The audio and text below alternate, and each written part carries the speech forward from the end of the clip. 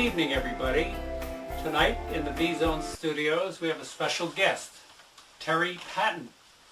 And Terry is a very well-known author, interviewer, blogger, and well, it's hard to encapsulate Terry. So tonight I thought we'd just introduce Terry to the Beezone audience, and I think you'll find it very enjoyable. So Terry, good evening and welcome to the Beezone studios. Thank you, Ed. It's great to be here with you. Well, great. I've known Terry and basically for a number of years, and our introduction was through the Adida community, and you were an early student of Adida. So why don't you just start with how you got introduced to spirituality or transpersonal psychology, or how did you get involved with the awakening of consciousness? I was raised in an intentional community, the York Center Community Cooperative outside Chicago, which was created by members of the Church of the Brethren, one of the three peace churches with the Quakers and the Mennonites and the Amish. They were very much into being a stand for their ideals, and several members of this church bought a farm and invited people of other races and religions to live together with them as a witness for peace and brotherhood. And your parents were a member of this? Yeah, my parents joined it, and we moved there when I was 6 years old. Oh, wow. And I grew up in the co-op, and I was right at the time when I was kind of raised going to peace vigils and marching with Dr. King, and the folks around me had been a real ethical stand for living a moral life based on what they took as spiritual principles. But then I kind of came into it. My parents they slept late on both Saturday and Sunday. They weren't so much interested in the brethren thing. They were just appreciating the kind of innate goodness, and it was great. I had like a lot of uncles and aunts who kind of helped raise me, and some of them were very principled, and I was just interested. I was kind of a curious, bright kid. I read the papers and I talked about what was going on in current events with all these members of this community, and I essentially got bred for being a political activist. So I was a very active participant in the anti-war movement and the political consciousness of the late 60s. SDS, I was the regional coordinator for the western suburbs of Chicago. I was involved with the Chicago area draft resistors. I was very involved in that. And then at the University of Michigan, I really had a bit of a spiritual crisis because I saw how arrogant and ignorant we were. Was that in Ann Arbor or Madison? Ann Arbor. Ann Arbor. So that was a radical place at that time. It was. I was. I've got pictures. I've got the old editions of the Michigan Daily with my fist in the air, getting people to march on the president's house or taking over the LSA. That was the building. Berkeley. Yeah, we really did it. But I saw that there was a moral profundity that was much deeper than that had the flow from a different consciousness. That if I wanted to be able to participate in a change that was worthwhile, I had to be transformed. Now, part of the way you said when you were part of this community, and also part of in the university community, you mentioned a lot of pacifist groups, but also the SDS were very revolutionary and violent groups.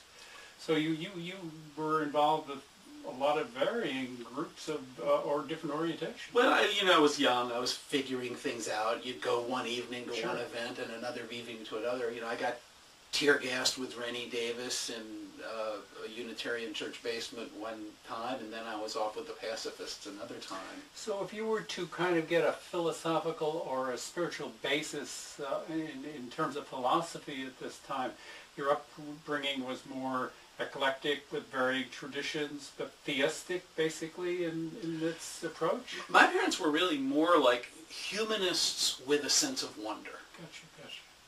They were not really hard-edged atheistic people, but as I said, they slept late on both Saturday and Sunday. There was not really a theistic orientations. I was really deeply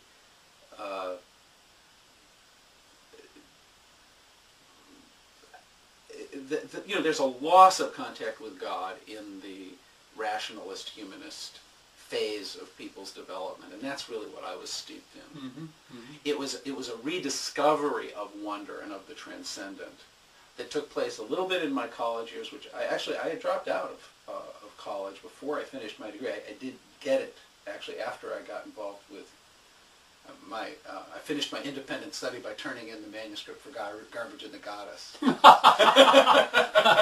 And for those who don't know that book, look on the Beezone.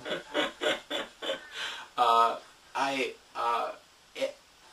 went off and I lived with a surrealist poet, a guy named Andrei Codrescu, who's now a commentator on NPR, and kind of lived a wild life. And out of that, my mom was kind of trying to reel me in, have me do something more wholesome, and she offered to pay for me to do a residential program at a place very like Esalen that was called the Cold Mountain Institute. Oh yeah, that's in North Carolina? No. Cold Mountain was a college in North Carolina, but the predecessor of Hollyhock Farm, which is a growth center today, a seminar place in British Columbia, was called Cold Mountain Institute back in the early 70s. And I plunged into that, and I learned, Qigong and Tai Chi and yoga and meditation, Zen, and did intense encounter groups and bioenergetics, deep emotional therapy, just super intensively for a number of months, and really had a transcendent experience out of that, and realized I needed to find a teacher. And I came to San Francisco, and I kind of had a little bit of an odyssey. I bought an old Ford Econoline van, and I built a little bed in the back, and I drove it down the coast and picked up hitchhikers and made my way to San Francisco, which was like the fabled center of all things. What year are we speaking of? This was in 1973. Okay. It was quite a year. It was quite a year for me. Yeah. And the culture. Yeah. It was amazing. So in that time, I connected with Swami Satchidananda's group. There was a group associated with a guy named Ken Keyes, Living Love Center. I kind of got involved with them a little bit. Particularly was taken with Swami Muktananda. Got very interested in the Rajneesh group and with Chogyam Trungpa. But I saw this book in a bookstore on my way down that I just couldn't get out of my mind, called The Knee of Listening, by this guy Franklin Jones. This was before he'd even taken the name Bubba Free John. Right. And then I had this crazy experience on my way back up. Did you buy the book? I hadn't bought the book. But on my way back up, I met up with a fellow that I had met at one of these seminars in Living Love group in Mendocino, a man named Carol Summers, who's an artist. And he invited me to take some LSD, and I did. And then it turned out that Carol was gay, and he wanted to make love, and I didn't want to do that. But I was able to borrow that book that I had found so interesting in Portland, which he happened to have in his home. So my first exposure to the Knee of Listening was in an altered state of consciousness. So you opened that book? I read that book. I read as much of that book as under the influence? I did the very first time. I had browsed it and found it intriguing in a normal state of consciousness, but I actually sat down and read it.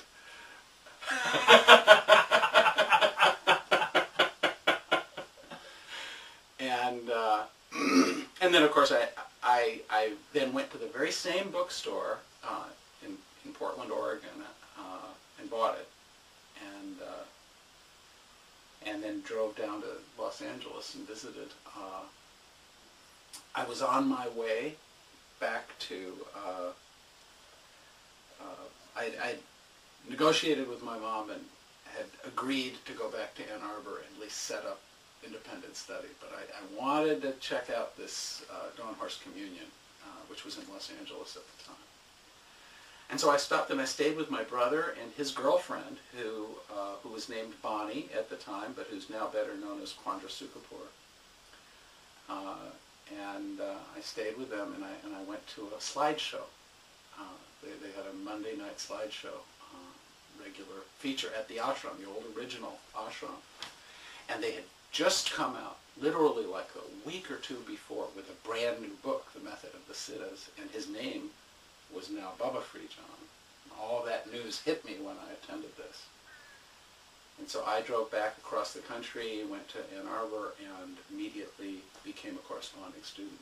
And I took on the conditions, and I lived those conditions, and got a job, and just a few months, and then in January of 74. Of 74, January 4th, 1974, I arrived at the ashram, and I met Bubba almost immediately. They were having parties. They had just started partying like 2 weeks before I arrived. I think I heard them calling my name. And I remember walking into the room. I was greeted by Sal Lucania, who was at the time almost like it seemed as though he was Bubba's partner in the ashram. He ran the ashram a little bit with another fellow, Neil Panico, but primarily Bubba and Sal seemed to make most of the key decisions. Sal was my corresponding interviewer. He just welcomed me right in and said, come on in. Now when you see Bubba, it's customary to bow. And I had I think a flower that I brought. And as I entered the room, I remember being just shocked by the tenderness of his skin. He was wearing only a pair of, it was like a loincloth in effect. It was a pair of colored underwear. And so it was just, he was really exposed. But the skin wasn't the point, it was the tenderness. It was as though, if you see like a brand new baby that's just been born, like the first hours of its life, it's so tender. And if you imagine, even if maybe you've seen a really, really young baby in a public place like an airport, where you just kind of sense the tenderness of this being. It shouldn't be in this place. It's too tender for its environment. It was literally, I entered the room, I was a little behind him. I was sort of at this kind of an angle, seeing him from behind. So I was seeing his shoulders and his arm at first. And immediately, it was almost like the feeling, vulnerability and tenderness and the exposedness of him literally took me aback. I had not been instructed in how to bow, but my arms just went up, just at the intensity of the field that was present. And I kind of circled around, and then I bowed. I didn't really know how to bow. I kept going down and then thinking, I want to look at him. And then I'd come up and I'd go, oh, I should bow. I'd go down. And then people began laughing, and we were all laughing as I kind of salaamed him. That was my first moment with him. It was an intimate group. There were only about, 35 or 40 people in the ashram at the